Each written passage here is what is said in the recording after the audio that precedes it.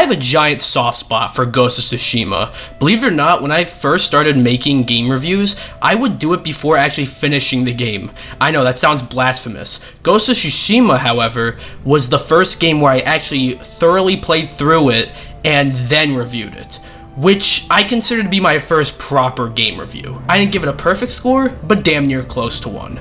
Plus, it has really stood the test of time, so I was beyond excited for the sequel, Ghost of Yotei. Interesting that they decided to go in a different direction, taking place 300 years later in a completely separate part of Japan with completely new characters and really no connection to the first game, but I was still hyped, and after playing and finishing Ghost of Yotei, I gotta say, it lives up to the hype. But let's talk about it. Hi guys, DPX here reviewing today Ghost of Yotei. Now before we get started, you know what to do.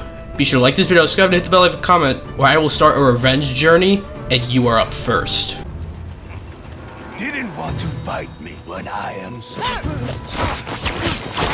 Starting off with the good, obviously Ghost of Yotei is visually stunning, and that is an understatement. I don't normally cover the visuals till a bit later on in my reviews, but come on, the visuals for Ghost of Tsushima is probably the most praised thing, or at least one of the most praised things about that game, so I'm happy that they did not disappoint in that regard for the sequel. But legitimately, I don't know if it's Senua's Saga stunning or Alan Wake 2 stunning, but it's fucking stunning. And it's Ghost of Tsushima's stunning visuals, but with less hardware limitations. Not that the first game was like held back by the hardware, but Yotei just looks better than Tsushima because of the hardware, obviously. What I'm saying is, a game this fucking good looking is only possible with the current gen. But every little thing, from the leaves blowing, the gusts of wind that act kind of like waypoints, everything, 99.9999999% of the time, get to that like 0.1% a bit later,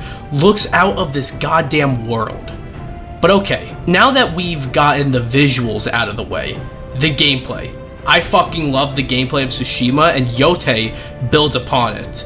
I don't want to spoil what they add as you get later into the game, but they add a lot, and it's awesome. Going from point A to point B is fun as you ride your horse because of the massive open world that I'll get more into detail later, but then there is the combat. And I have to get this out of the way, it really makes you feel like a samurai.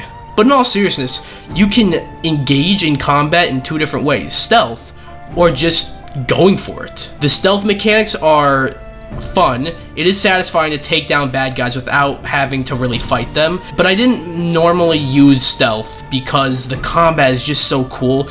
I just engage with it a lot, and the combat is fucking sick. You have multiple stances. You can use a katana, you can use two katanas, a spear, other weapons you unlock. It's great, but the enemies can also change weapons too, which I thought was interesting. Also, there are times where there are like 20 enemies coming at you at once, and normally that would get annoying for me, you know. But here, even on higher difficulties, it's a lot of fun. You just engage with the combat more. Like, the big hordes of enemies at times feel like mini bosses. And I mean that in a great way. It's a lot of fun. The standoffs from the first game are also back, and I mean, they are kind of unnecessary. I don't really see how this changes combat, but I don't care because it's fucking cool. And then there's also the story. In Ghost of Yotei, you follow Atsu on a quest for revenge after a clan known as the Yotei 6 murders her family in front of her when she was a kid. I don't want to dive too deep into the story of Ghost of Yotei and Atsu's journey, as I'll end up spoiling things, but I did really enjoy it and found it very compelling. And yes, this is a revenge story. There was that article that went around from IGN recently called "I'm sick of every Sony game telling the same story" or something like that. And to be fair, it does feel like many of the PlayStation games really like telling revenge stories. So to get another one feels like we are treading the same ground. So there was that worry.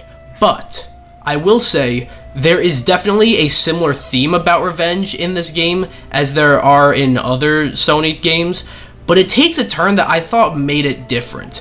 And because of that, along with other things I don't want to spoil, I found Atsu way more compelling and interesting than Jin from the first game. And I really like Jin, but I also really like how the story is sort of non-linear.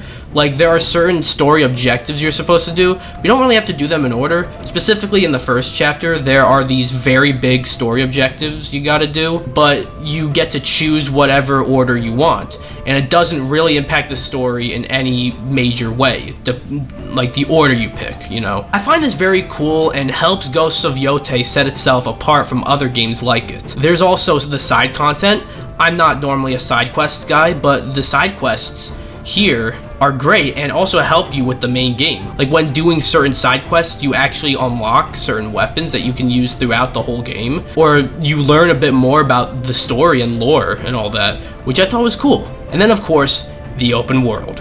I mentioned for a second earlier, but holy shit, this world is massive.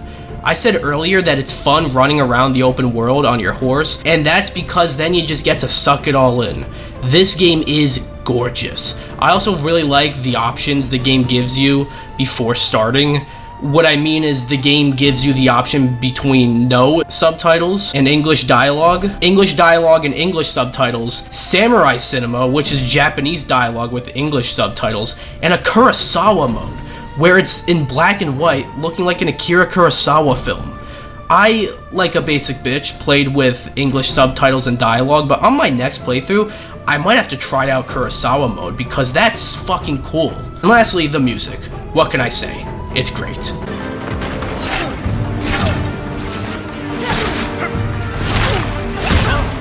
Moving on to the mixed things, first is the chapters. Ghost of Yotei is broken up into 3 chapters, but they are very uneven. Chapter 1 is like 8 hours long, even longer if you do the side content, and it takes up the bulk of the game's runtime. And then the next 2 chapters are just a couple of hours long each, and act more as like the falling action and climax of the game's story, if that makes sense. Not an issue because it's in the mix and it doesn't ultimately affect the game that much, but I do notice this and it makes me scratch my head that they broke it up into chapters to begin with, but had one chapter longer than the other 2 combined. And the other mixed thing is, well, Ghost of Yotei, as great as it is very samey, in that it does feel very similar to Ghost of Tsushima. On the one hand, Tsushima is damn near perfect, so I can't get too mad. And I also wasn't expecting much more from a sequel, but it does kind of make Yotei a bit less interesting inherently by being very similar. Not a bad thing, it doesn't affect my enjoyment, but maybe something to be aware of. Take my hand. Are you sure you can? Just hurry! Moving on to the bad. First up, some visual glitches. Didn't happen too often, but it did here.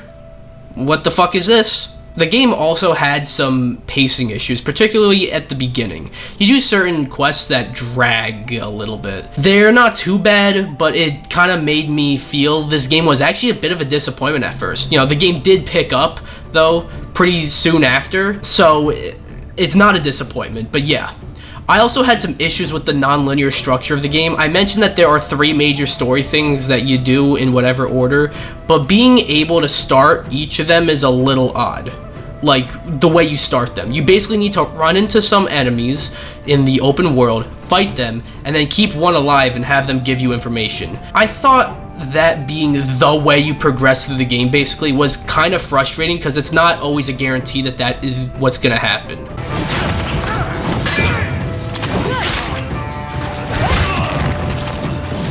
Despite some issues, Ghost of Yotei lives up to the excellence of the first game. Is it better? I don't know. I'll need time to decide that. But that shouldn't be what we're asking.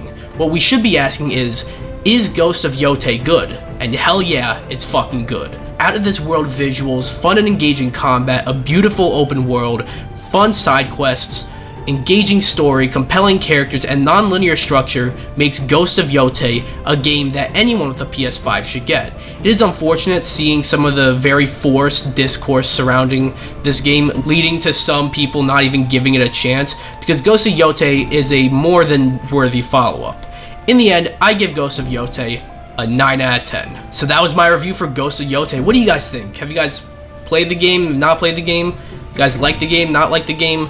If you guys haven't played the game, do you guys want to play it, not want to play it? Anything about the game, let me know down below. Anyways, be sure to like the video, comment, subscribe, or I will start a revenge journey, and you're up first. Bye!